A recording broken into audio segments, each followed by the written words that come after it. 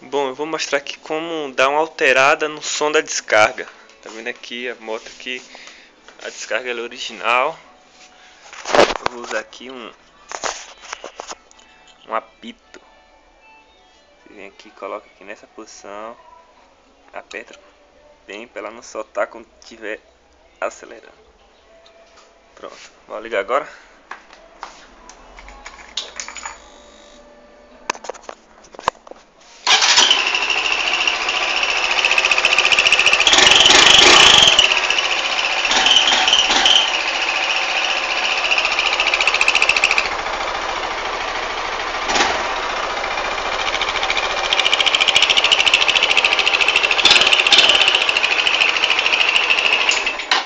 Pronto, é isso aí. É só uma dica. Não é... se gostar, compartilhe e curte aí. Valeu, galera.